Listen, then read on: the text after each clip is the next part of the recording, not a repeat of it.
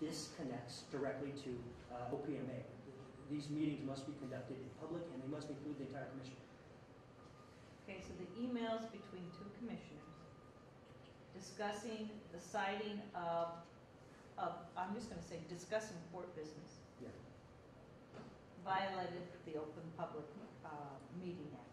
Based on the definition of action, yes, Your Honor. And there's some case law that the respondent cites to. I believe it's the Wood case in the Court of Appeals.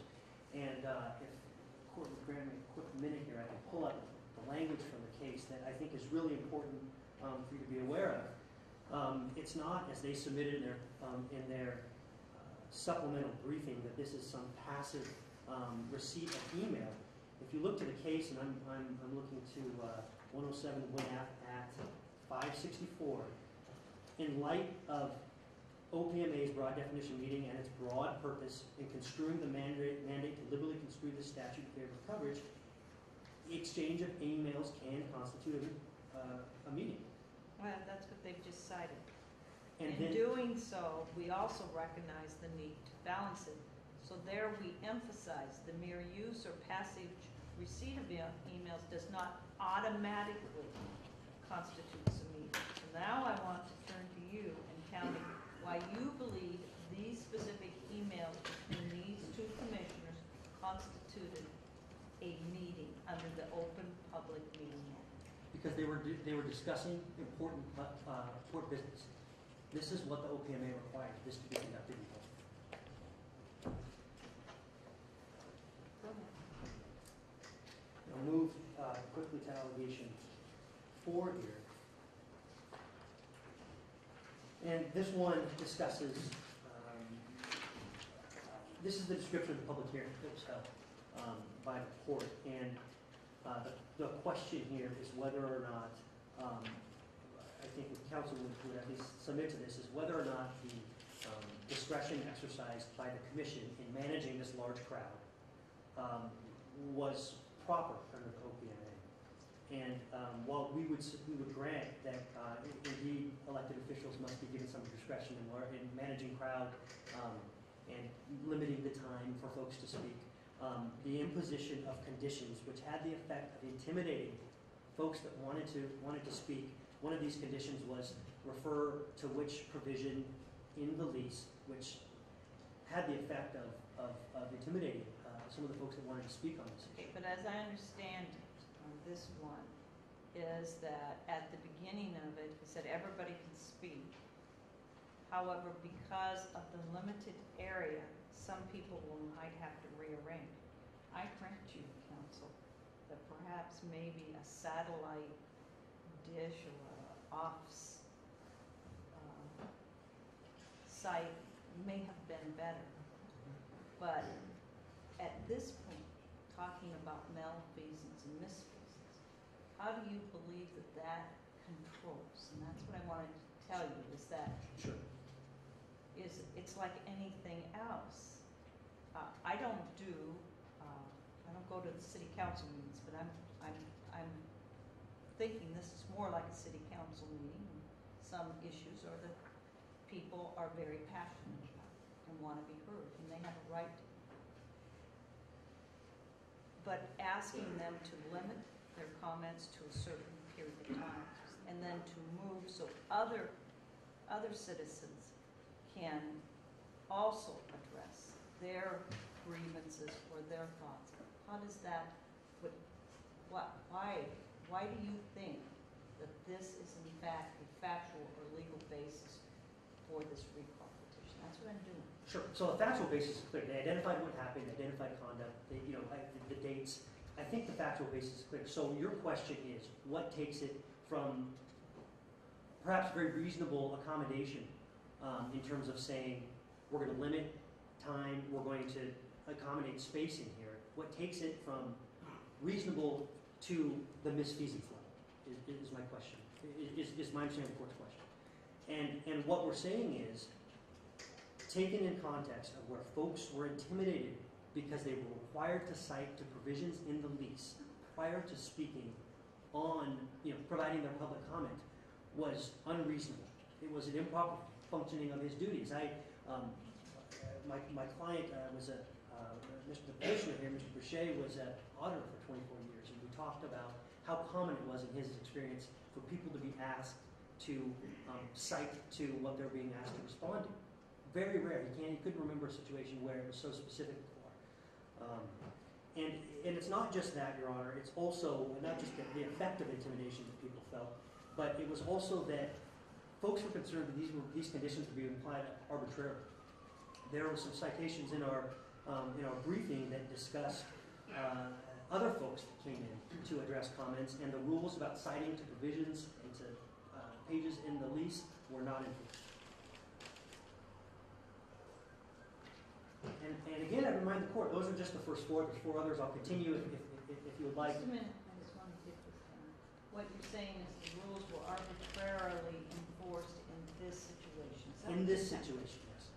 In the facts in front of the court. So again, this is the first half. This is the first four allegations. There's four more, but I'd like to again remind the court that only one of these allegations need to meet muster. Again, I'll cite to West, where it was just one email. And there's a case that I cited also for the court in recall of Commissioner Pat Davis in Seattle. One course of conduct that was found sufficient. We've been through four, and I'll proceed to the fifth if the court would like me to continue. I would, thank you. So the fifth allegation is a resolution that the court adopted, and the resolution is included in our briefing. It's Resolution 10-2, and it delegates authority to the new director to correspond with the port as an entire body. And we cited examples. The allegation really discusses the port staff, I believe it was the new director, that was speaking to two commissioners, and again, not Commissioner Miles. So this we see as a violation of the language that was adopted in Resolution 10-2. And the resolution I have before me. And again, this resolution adopts a policy pertaining to the delegation of authority to the executive director, right? Yes. Okay, go ahead. So I'll point the court to the specific language here. Thank you. Now therefore be it resolved, subparagraph 2. Further, the board and each commissioner shall recognize that the executive director works for and reports to the commission as a body and not for an individual commissioner. Not including Commissioner Miles is not fulfilling that resolution. I'll jump to allegations 7 and 8. No. I'm not getting this. I'm not getting this at all. Okay. And so I need you to go back that he violated his oath of office by signing this, by voting for it, that says that the executive director basically works for all three commissioners rather than an individual commissioner? So I believe that You got to tell me how this violates factually and legally, why this would be sufficient for recall. sure. So after the commission has adopted this resolution, all of the members. I just report that Mr. Miles did not sign, but Mr. Wallington did and Mr. Hupp did, right? Right. Okay. Signature doesn't change the effect of the ordinance, and majority is required to I there. guess what I'm saying, it's an ordinance that they did.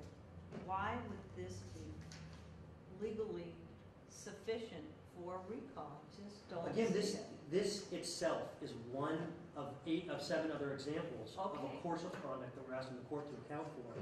But I'm going to go through each and every Sure. one, but this is the one I'm sitting here going, okay, this looks like an ordinary thing that most city council people would sign, would Sure. resolve, would be hereby resolved that, November 12th is a Mason County Clerk's Day, and therefore we order that it's Mason County Clerk's Day.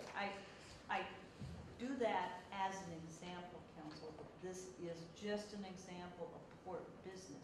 Why would this, I know you got 8, and I'm going to give you all 8. Why would this in and of itself be enough? Because he voted on the law, and when he broke that law by corresponding with the staff, we would argue the reasonable duty of an elected official is to say, staff, we need to include the other commissioner. You are obligated. The Port Commission, as the supervising authority over the staff, has an obligation to correct the staff's misapplication of its own rules. Okay.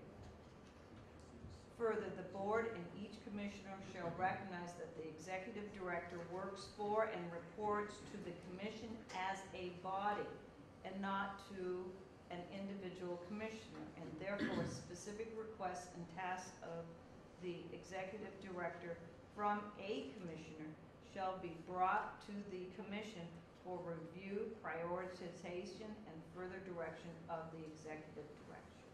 And this didn't happen.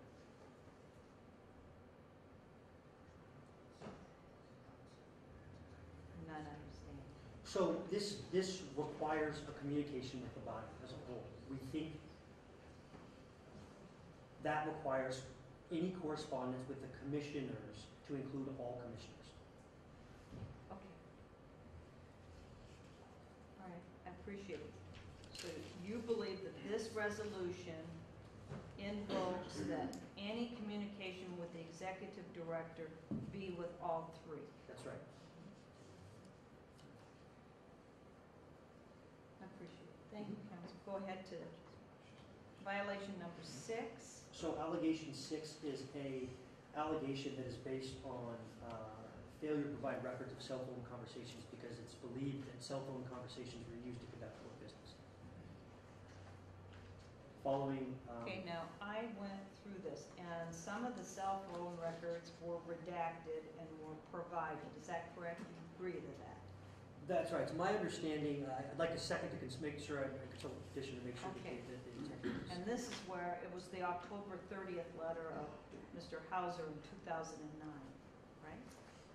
I believe that's right. Yes. I'd like to confirm.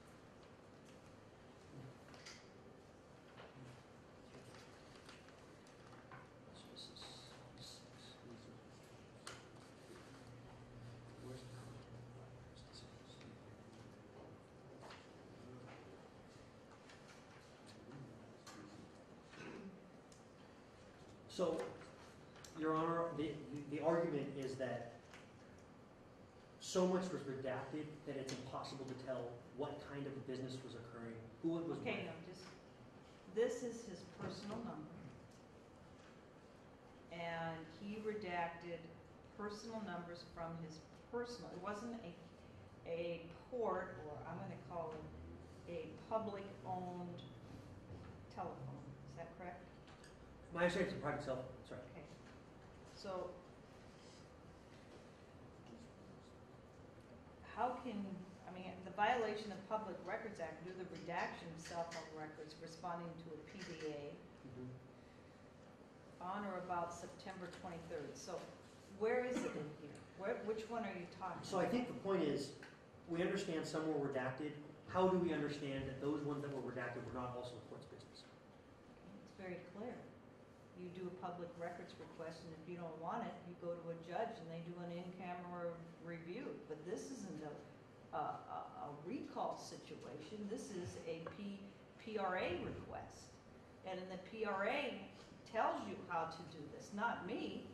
Indeed. I don't know if this redaction is correct or not, but that's an in-camera review for a judge to do under a PRA. You're right, Your Honor, and what our point is that this is one of a number of other allegations that show the course of conduct that we're saying. I guess I'm saying this is not even an allegation, because I don't know yet. You might be absolutely right in the redaction is either correct or not correct, but this